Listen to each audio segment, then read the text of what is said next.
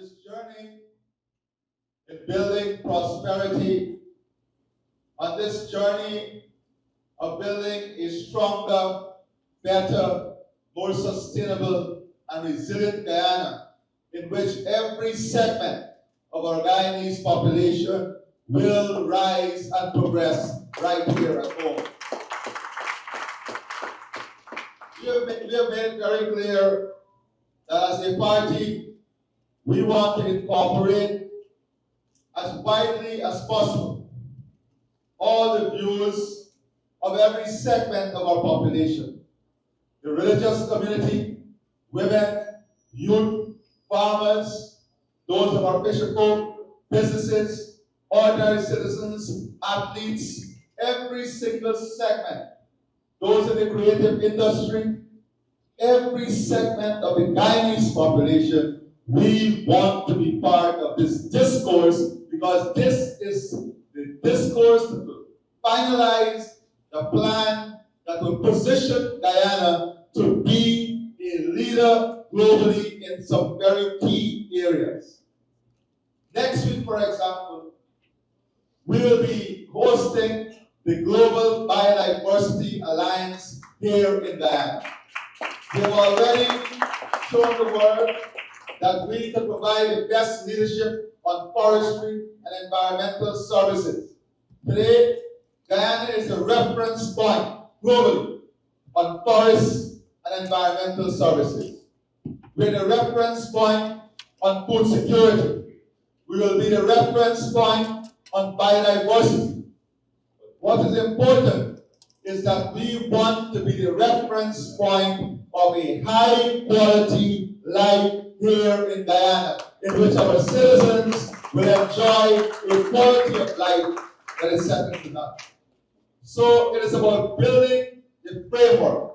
It's about creating the opportunities and investing in the key areas that are critical for the advancement of our country.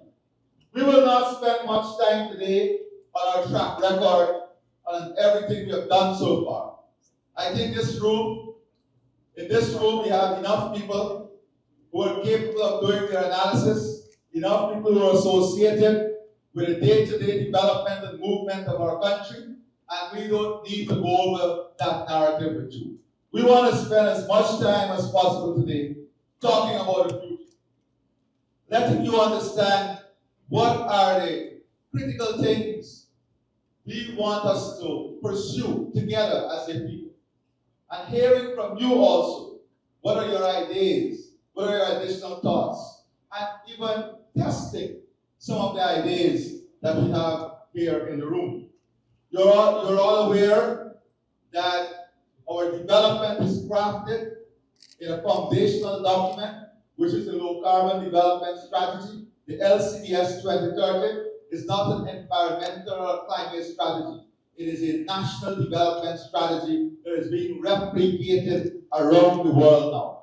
So I would urge as many of you, and maybe even our support team here, to ensure that we get in your hands, if you don't have it today, we can get it electronically to you, the LCDS, because it is an important reference document for all of us. So today is about framing what we want to achieve in the next 5 years. And the next 5 years are important because these are the years that will lay the bedrock, the foundation through which the development will take place, creating a united and prosperous Guyana, where there is sustainable management of our macroeconomic framework, where opportunities are created for our people, where our borders are defended, where our national sovereignty and territorial integrity is intact, where there is free expression of speech and democracy, where we have an open society, a vibrant society, a society in which people can achieve their aspirations. These are the things that will set us apart as we develop and as we move forward.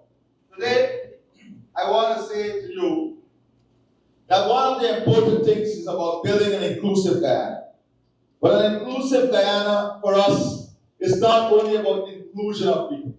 An inclusive Guyana is where all of Guyana are fully and optimally participating in the different areas of transformation for our country. For us, it's about economic inclusion, financial inclusion, technological inclusion, inclusion that will see every segment of the Guyanese population participating in investment opportunities, creating a social framework, social development that includes all of our people, moving towards equality of life, political inclusion, people inclusion. And when I say people inclusion, it also involves our diaspora. How we want to capitalize and mobilize our diaspora in this transformative journey ahead of us. When we talk about financial inclusion, it is about how we empower every household, how we improve the financial position, have more disposable income available. So there are clear strategies through which the inclusive Guyana will be built. Inclusion of women, children, inclusion of every segment of our Guyanese population. So this philosophy of inclusion is one that will guide everything that we do. It will guide the strategies for job creation, improving livelihoods, expanding economic opportunity, and involving young people in this new economy that we are building. It's important for us to understand that the new, and I made this point before, the new economy will be fueled by revenue from oil and gas and other segments of the economy. But wealth creation depends on the policy and the areas in which you invest that revenue to create jobs of the future, to ensure that the jobs of the future include the aspirations of our young people. That is why we want to have a highly skilled professional group in our country that will drive the development, that will improve our competitiveness, that will enhance the prospects of our country. So as we confront this future, there are some key areas that we have to address. First is what constitutes fueling growth, creating jobs, and improving life. Fundamental to this theme involves disposable income, expanded sources of revenue, and reducing the cost of living. Recently, I had the good fortunes of being in a room in which different policies from the region was being examined in relation to cost of living. And Guyana was singled out as one of the countries that would have embraced a holistic approach to cost of living issues. And as a result, we were able to ensure that most of the effect of global cost increases was not passed on to the final consumer. But how are we going to ensure in the future that more small businesses are involved in the development of our country? How are we going to ensure that they have access to capital? How are we going to ensure that the bureaucracy in getting access to capital is removed? How are we going to ensure that the banking system is modernized to support small and medium-sized enterprise? How are we going to ensure that we can leverage the liquidity in the banking system to support small and medium-sized enterprises? And more importantly, how are we going to ensure that we create sustainable opportunities for small and medium-sized enterprises? These are the key issues. To do that, we have to invest in infrastructure. We have to invest in the opportunities. We have to diversify the economy. We have to move now to value creation. One of our most inhibitive factors in dealing with value creation is the cost of energy. Today we are on a journey of resolving the issue of cost of energy. Once we have that low-cost energies, manufacturing, industrial development, agro-processing, and all of those opportunities will come on stream. That is why we're investing heavily in our productivity also, ensuring that we can produce all our corn, all our soya, investing in the ecosystem to support MSS, small and medium-sized enterprises in the different areas, not only at a production level, but ensuring that we have all the international requirements,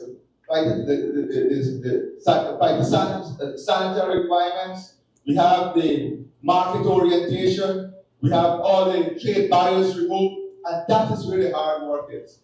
Working to remove those trade barriers. So in the plan, we want to establish a development plan to support co-financing, to support access to liquidity, to reduce the cost of borrowing, and to remove the collateral requirement. Because these are the burdens that small and medium-sized enterprise face today. So if you're able to match lending with a 0% interest rate, we can bring down the interest rate in the commercial bank from 6% or 7% to 3% for SMEs. And then when we remove the risk, by making the matching rate to be able to remove the risk, the bank in turn will have to reduce that collateral requirement that is there right now. So access to financing becomes easier, much more simple, and at less cost. We're looking also at the opening up of hundreds of thousands of acres of new land, because we want to position Guyana as the food capital of the region. The construction and upgrading of farm-to-market access roads, investment in our drainage and irrigation system, co-investing in value-added opportunities. For example, we have the urea plant, fertilizer plant that we want to invest in. But we want Guyanese to own that plant, because that plant will contribute to national security. So every single Guyanese will have an opportunity to invest in that plant and have a decent return on their investment. It is not only about salary, increasing salaries. Many people look narrowly at increasing salary. It's increasing welfare. It's increasing it's creating new opportunities of revenue for you, so that you can invest your resources. Because when you look at salaries, the government cannot be in a position where we are out competing the private sector. And we have to look at ways in which persons can earn variable income by investing in opportunities in the country. And that is exactly what we want to pursue. Where the ordinary household can invest in various opportunities in the country, diversify their revenue, the different areas for revenue for themselves, and create prosperity in the home. That is what creates prosperity. Not only increasing salaries, it's advancing opportunities, opening up new areas of opportunity. And that is what we'll be investing in. And when we speak about small and medium-sized enterprises, we're not speaking about those only in mining. We're speaking, those in agriculture. We're speaking about the small and medium-sized miners, those in mining, those in forestry, because these are key areas. Mining and forestry are areas in which we have to be able to support the small and medium-sized operators. And they need support in technology, they need support in capital, and they need support in infrastructure. Those are the three key areas that they require support in. And these are the areas in which we'll invest heavily to support them. We also want to continue to review the local content legislation so that more and more opportunities can be delivered to our local private sector, especially the small and medium-sized enterprises. One of the unresolved issues that we'll continue to work on is the speed at which you receive payment in the oil and gas sector. That is something that affects many of you.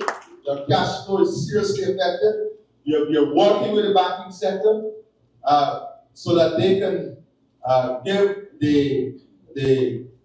create the instruments that will allow you to have access to capital through invoicing, through recognition of the contracts itself. We are not pleased at the pace at which the banking sector has been modernizing itself to use these tools, but we're going to create an enabling environment to have these tools utilized as anywhere else in the world. To back our investment for SMEs, we must continue to invest heavily in human capital. Investment in human capital is important, not only in the formal areas of education, but investing heavily in technical education and linking more training to economic opportunity. So when we look at creating entrepreneurs, we have to be able to link the type of technical education to economic opportunity, to earning opportunities.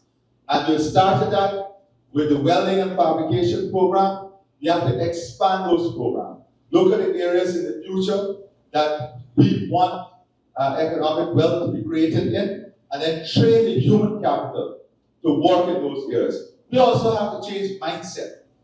We also have to change our mindset. When persons finish CXC, for example, we have to be able to have an education program that allows them to understand the opportunities in the economy and to pursue career paths that also utilize the opportunities that is being created in the economy itself.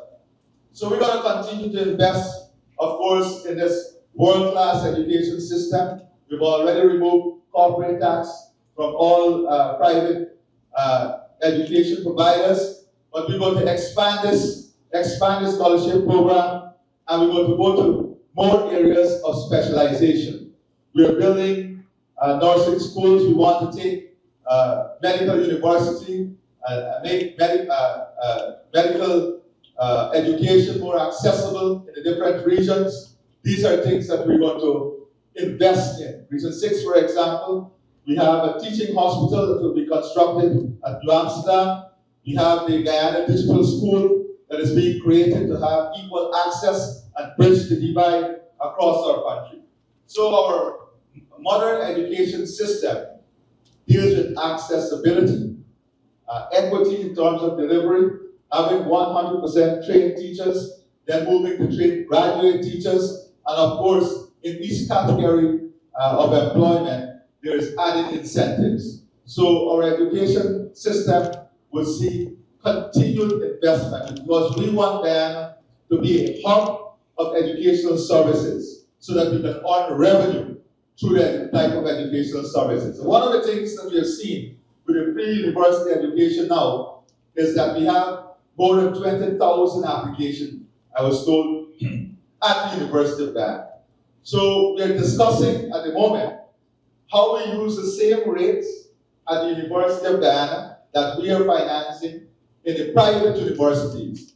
Because many of the private universities would have written us and say, listen, we can offer the same degree program that UT is offering at universities in UK and other places at the same rate that the University of Guyana is charging, so that they want to be involved in that program.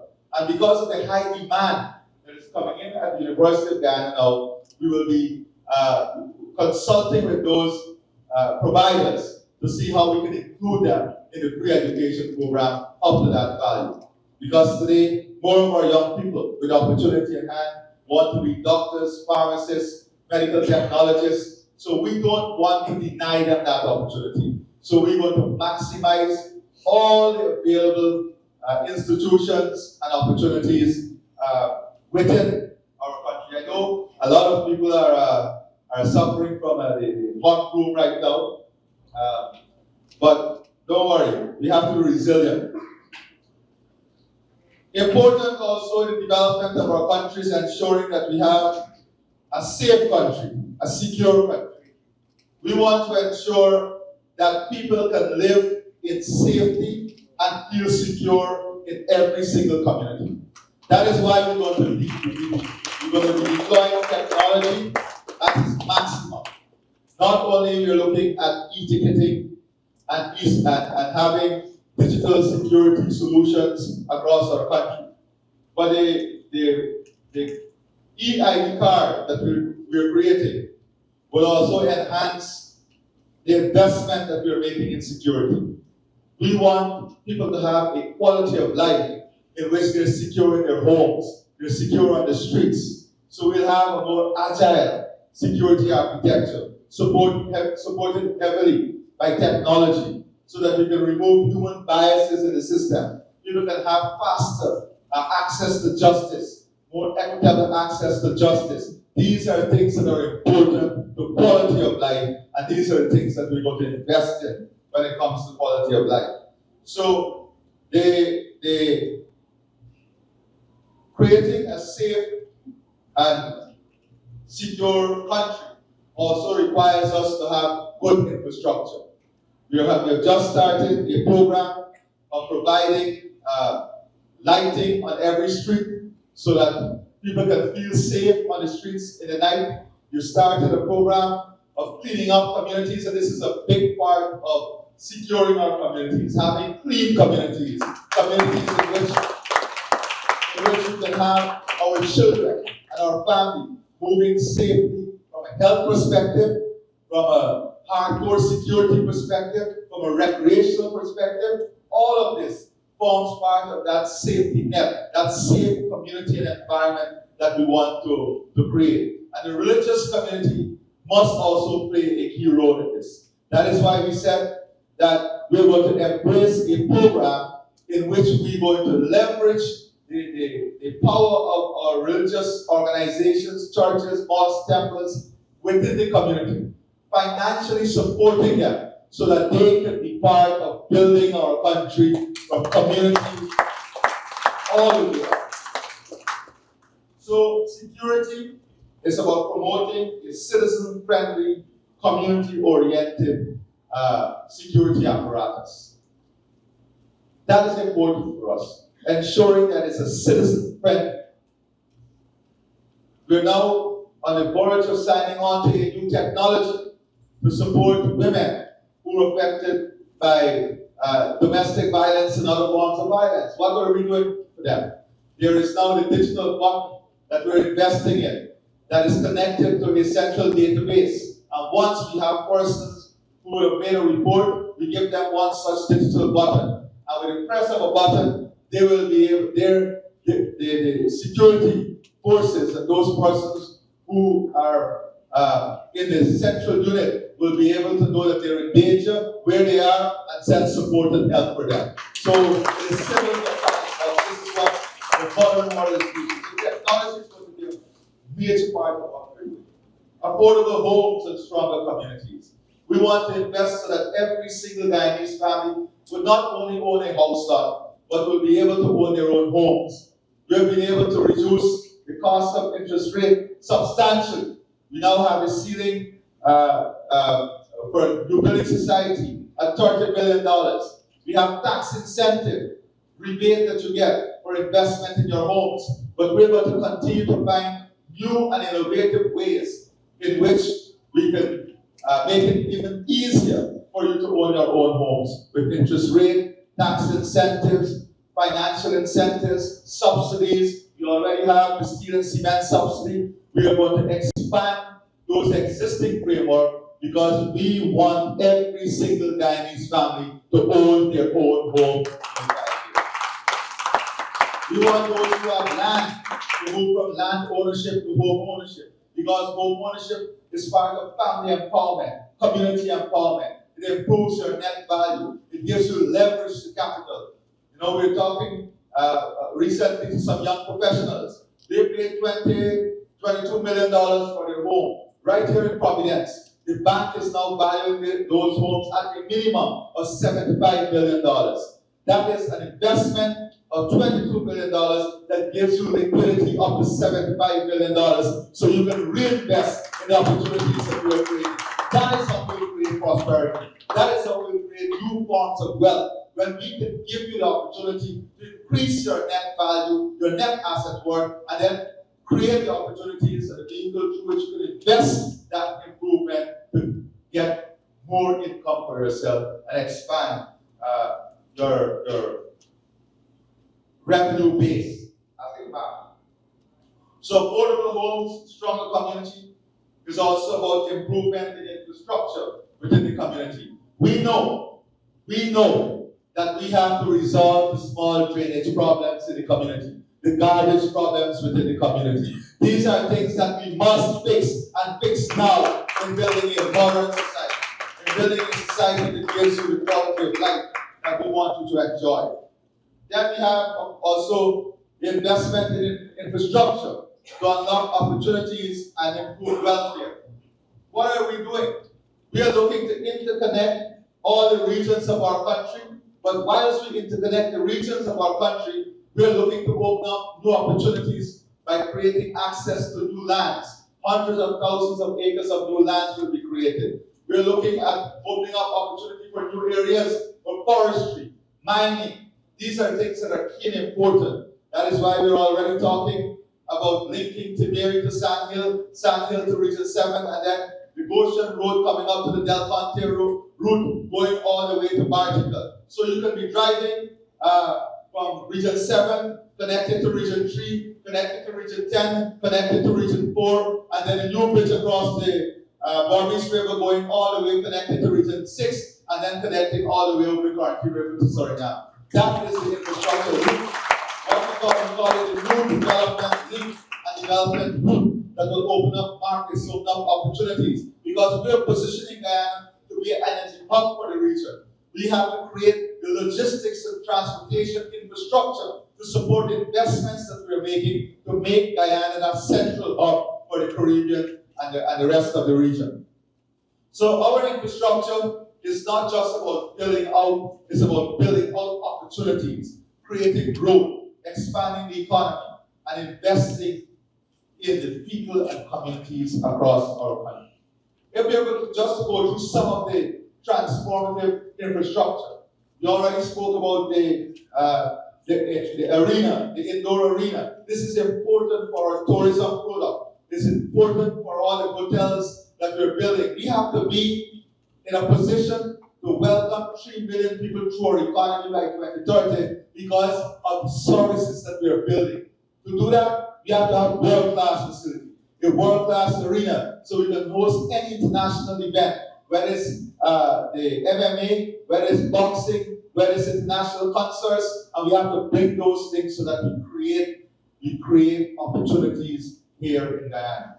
We're talking about the new stadium in Region 6, the new stadium in Region 3. We're talking about new hospitals, many new hospitals, private hospitals. It's because we want Guyana also to be a medical tourism hub. These are the things that we're investing in. Major investment coming from leaders in ecotourism services, nature-based tourism. We have all-inclusive resorts that are coming, already in the pipeline, already in the final stages of discussion. These are the things that will create the next level of opportunities and wealth for our country. So investment, we are talking about the Wales Development Authority and the Wales Industrial Hub. That's the first gas line. But we're already planning ahead to the second gas line that will be linked to the deepwater port in Barbies, giving us for the first time an opportunity to leverage the energy opportunity that will come with that, so that we can now move towards the opportunities that exist in value creation for our bauxite, creating cheaper power, enabling an industrial and manufacturing hub in Region 6, linking that manufacturing and industrial hub to Region 3 with infrastructure, investment in infrastructure. The new road that is going to Letem, linking to northern Brazil. Already, the Caribbean has signed on to Guyana being the regional food hub. The opportunities that will create for transport logistics. We're now working on the final stages of having the barriers for the movement of the food removed. You've just signed an agreement with Bloomberg Grains, one of the best world-class facility that will work with us on accessing all the global markets. That is what we're doing. Building out opportunities, creating and investing in infrastructure that will lead to mind-blowing opportunities ahead of us. Of course, key to our strategy is a digital Guyana, an inclusive digital Guyana, where access to technology will enable us to compete where access to technology will reduce the time. Access to technology will allow us to reduce the time it takes to catch up with the rest of the world. Digital education, digital health, digital traffic management, digital renewal of license and other government services. The digitization of Guyana is aimed at removing the bureaucracy from the system. It is enabling the system. It is aimed at removing the biases, reducing leakages in the system, improving transparency, enhancing productivity and competitiveness. That is what the digital strategy is all about. Leapfrogging Guyana into the next phase of global advancement and development. In this digital strategy and the strategy of building a strong Guyana, of course, we have to ensure that our hinterland communities, our Amerindians, women and children, that they have access to opportunities. And we have specific development that you can follow in some of the literature we have already shared with you. You have specific ideas, specific programs to target these various groups. We want to ensure that our brothers and sisters living with different forms of disability, that they are involved in the active economic life of our country. So we're going to use technology to create opportunities for them, economic empowerment, to give them also the opportunity to earn and live in dignity, and live in pride, and have a quality life also. Investment in sporting infrastructure and facilities that allow our athletes to have the best training facility, to be well prepared, to give them the best opportunity to shine as best as they can. These are the things that are important. Investing in recreation facilities, community grounds. Because quality of life requires an entire ecosystem that supports world-class health, world-class education, world-class recreation, world-class infrastructure, and a support mechanism that allows persons to grow and develop. Now, all of this must be supported by strong governance. It must be supported by strong governance. We're going to continue to invest in improving the governance mechanism of our country. We have a constitutional reform process that is ongoing. We have to ensure that our judiciary continues to be reformed and that there is a level of predictability that is based on quality, a quality judiciary, and quality personnel functioning within the judiciary. We have to ensure that there's efficiency in the way the judiciary operate. Every level, every branch of government will have to be reorganized in this new economy for the efficiency that we want to achieve. And we want to make it very clear that our traditional sectors, our rice farms, we already said that we have to invest in ensuring there is price stability for our rice farmers, setting a minimum benchmark so that they will know that the government will support them. We have to set up a stabilization fund. I know when the Vice President was president, we had a big discussion around this. How can we create that stabilization fund? We have worked for years on getting insurance for our rice farmers. Today, we have been successful in getting insurance for 6,000 rice farmers. And we're going to launch that program very soon. We want to invest in facilities to help them with storage and the drying facility for rice, but also the storage, so that we can have massive storage area for growing production, and we can have that storage area linked to markets. So if there is a fall in price, we know that we have enough storage area to cushion us for a longer period until the price gets better. It's creating an enabling environment for stabilization. these industries. The poultry industry, for example, we're doing backward and forward linkages now, where we're planting and investing in all the production is required to create the feed right here, to manufacture the feed right here. And then in the forward linkage, supporting investment in the in processing facility. Because value creation is what is going to take us to the next level. For young people, we are now working to have an aviation school. I see young Jerry here. An aviation school, not just for pilots, but for every category of the aviation world. Because today, the gap, aviation and nursing, are the two areas with the largest human resource gap globally. And we have to prepare our young people for these opportunities. When we speak to our young people, some of the things that they want. You want access to vehicles. You want low taxes on vehicles. Am I not right? Yes. We're going to have a special mechanism through which four-door vehicles, the four-door pickup, will come at lower taxes.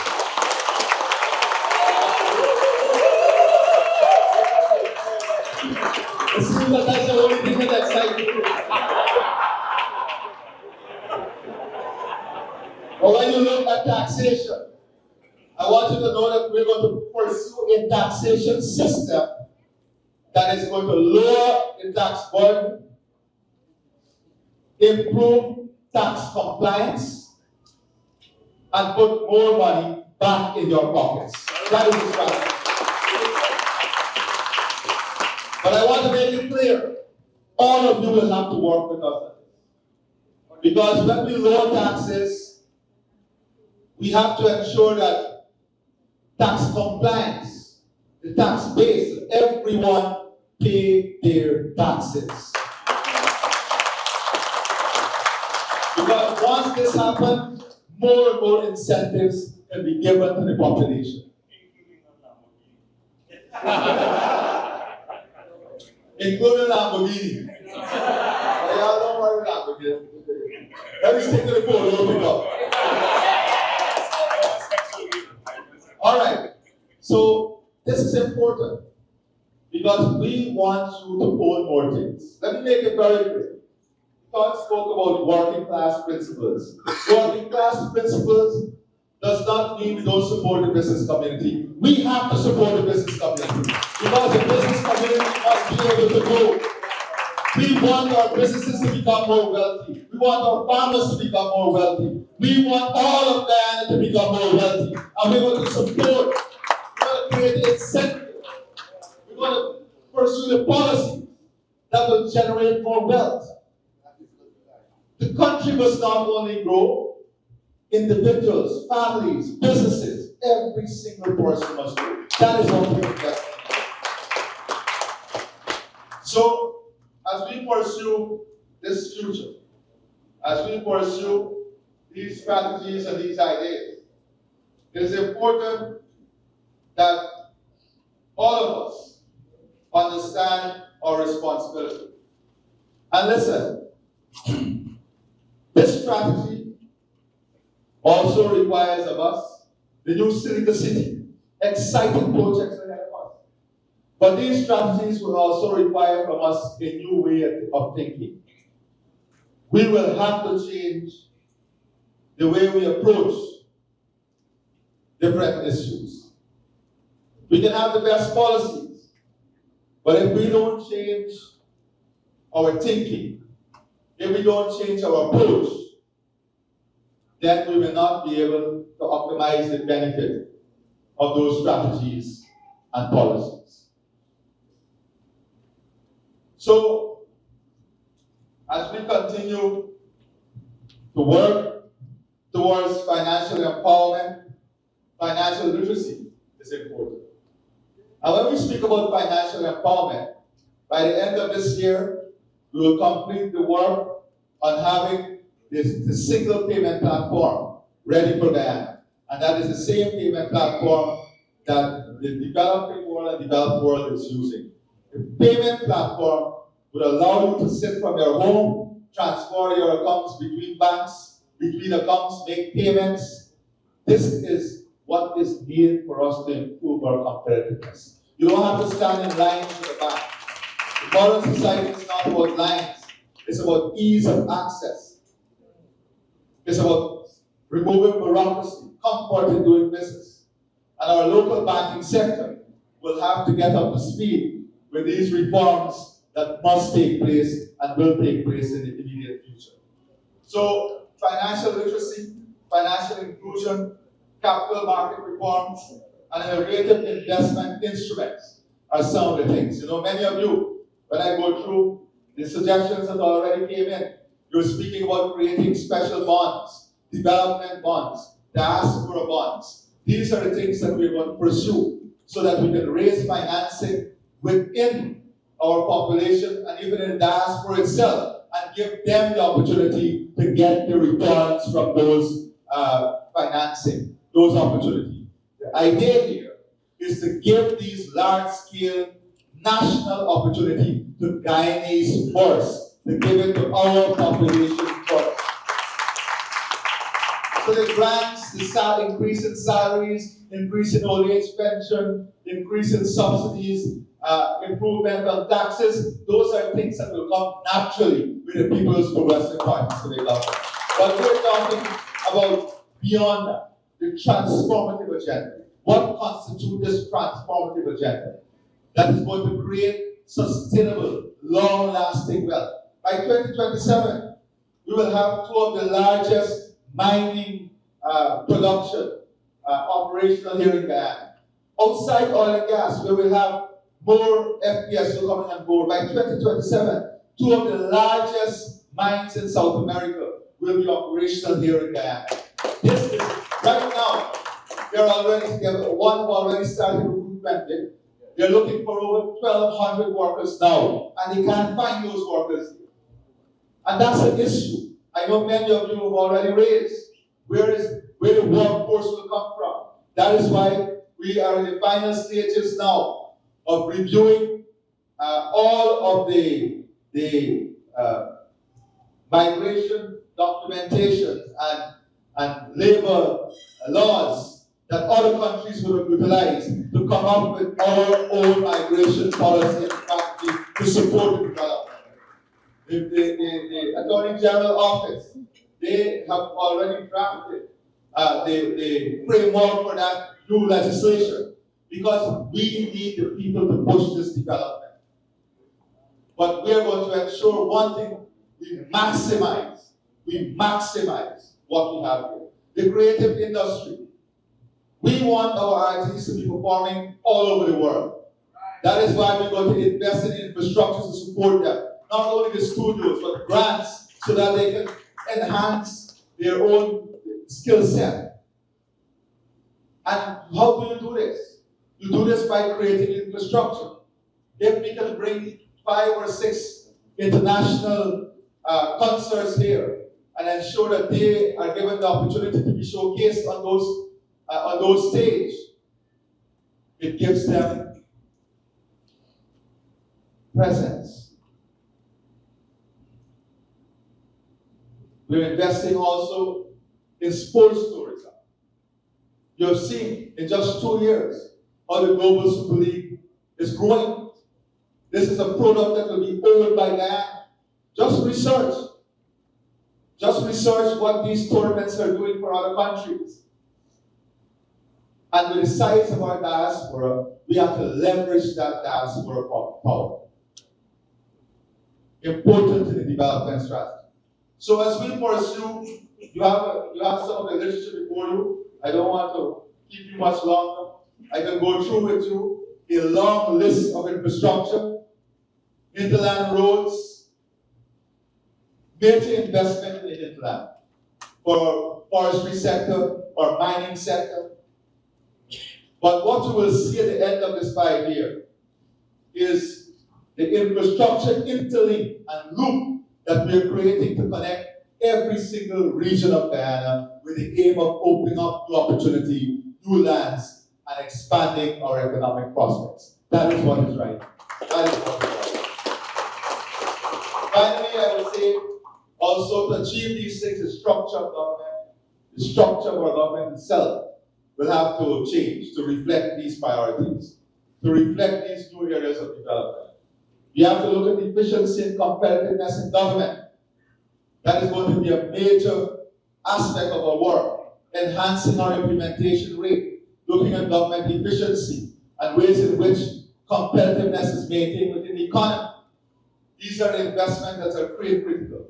But at the end of these 5 years, we want Guyana to be the leader in this region on energy, on food, on biodiversity services, on climate and forest services. Those are 5 things that we must be recognized for globally, provide global leadership,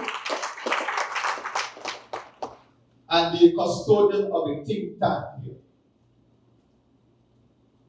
We must be a population that is highly skilled, highly motivated, competitive. We're talking about, in 3 years, a situation where every single teacher will not only be trained, but be a trained graduate. Most of them, a trained graduate with postgraduate qualification. And we're incentivizing every single additional qualification our teachers, our nurses. But today, national development is not only about the public servants who are working in public service. It's about the private sector employees and ensuring that we have policies that give them opportunities also. The government cannot be in competition with the private sector, as I said. We have to create an enabling environment in which every single young person in public service or out of public service, every single Guyanese can have access to opportunities that will accelerate their own development.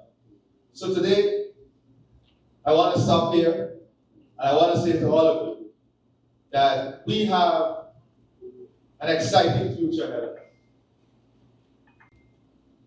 We have an exciting future ahead of us. This future requires bold decision, it requires risk-taking, it requires experience. Handling our territorial challenges and our sovereignty is not a simple task. Sometimes we make things so very simple.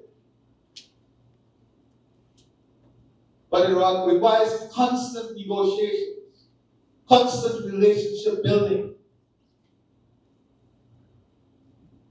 It requires having international presence.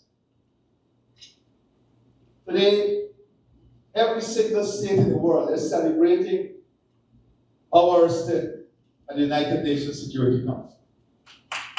And we should all be proud of it. We have stayed with certain values that drive our foreign policy, values that drive our development, people-centered, people-oriented, values that drive the new wave of wealth creation, the key areas of investment.